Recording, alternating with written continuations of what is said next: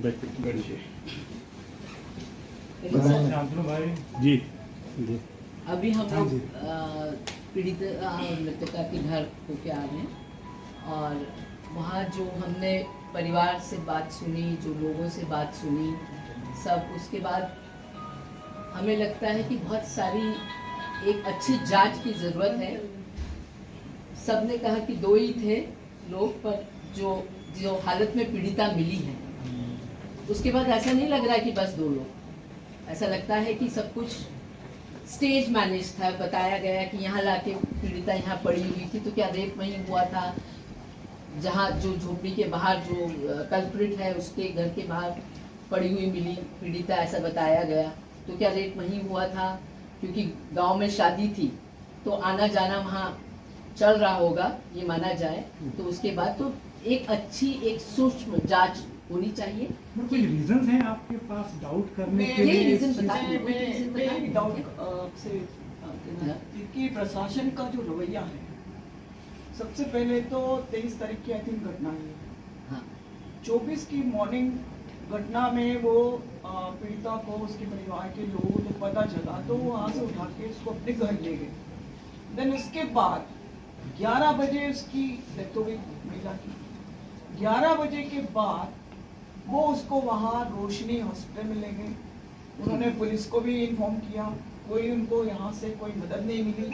वो एक ट्रैक्टर में डाल के रोशनी हॉस्पिटल में ले गए। वहाँ के डॉक्टर ने कहा कि ये मृत है, इसको आप पोस्टमार्टम के लिए खंडवा ले जाओ।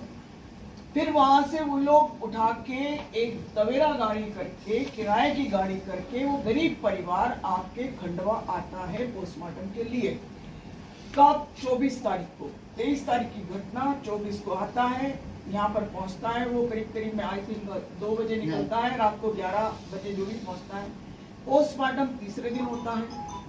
तीसरे दिन उसकी डेड बॉडी जाके रात को जलाई जाती है। तो कहीं ना कहीं लोकल एडमिनिस्ट्रेशन इसमें हमको उसकी बहुत ज़्यादा कमी महसूस हो रही है, क्योंकि वो गरीब परिवार था, वो उसके पास खाने को दाना नहीं है, एसटी ट्रैवल वो था, और उसको आपका लोकल एडमिनिस्ट्रेशन ने कहीं भी कोई मदद नहीं मिली। ये निर्भया हत्याकांड से भी ज्यादा बड़ा हत्याकांड। जिस तरह से मतलब प्रशासन का रुख लगा, ऐसा लगा कि बहुत ही हल्के में ले लिया कि एक गरीब महिला का रेप हुआ और मर्डर हुआ, दैट्स इट। पर जिस तरह से हुआ है और सब कुछ है, तो बहुत कड़ाई से, सख्ती से वहाँ जांच होने की जरूरत है कि जैसा बताया जा रहा है, क्या वो परिवार, गरीब परिवार को कोई दबाव में लेके बस कुछ नामों को बचा के कुछ नाम ही फ्लोट किए गए हैं, ये भी देखने की आवश्यकता है।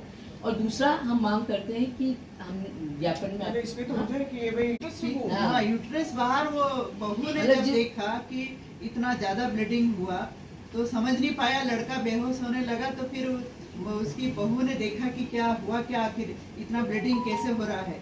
तो एक महिला के नाते सारा मुझे भी बोलने में मेरे भी रोकटे खड़े हो रहे हैं। इस तरह की घटना है, ठीक है ना।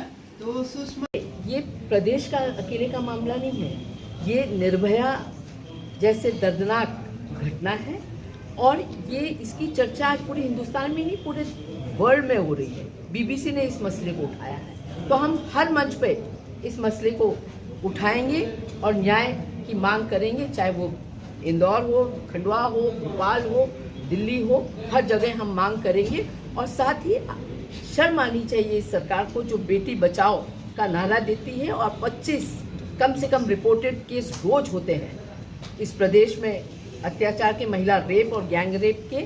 साथ ही अभी धार में हमने देखा 13 साल की बच्ची 3 महीने से गुहार लगाई पर रजिस्टर नहीं हो रहा केस रेप का उस पर। तो इस तरह से आज ये हिंदुस्तान और खास तौर पे मध्य प्रदेश एक रेप कैपिटल हो गया है। यहाँ रेप हो, टीजिंग हो, महिला अत्याचार हो, कोई डर नहीं है और सरकार बिल्कुल असंवेदनशील है इन सब इश्यूज को लेके। तो इसलिए ये हमारा कर्तव्य है कि हम ये मसले को हर मंच पे उठाएं और न्याय दिलाएं और आगे आने वाले दिनों में अपनी बहन बेटियों को इस प्रदेश में सुरक्षित रखें।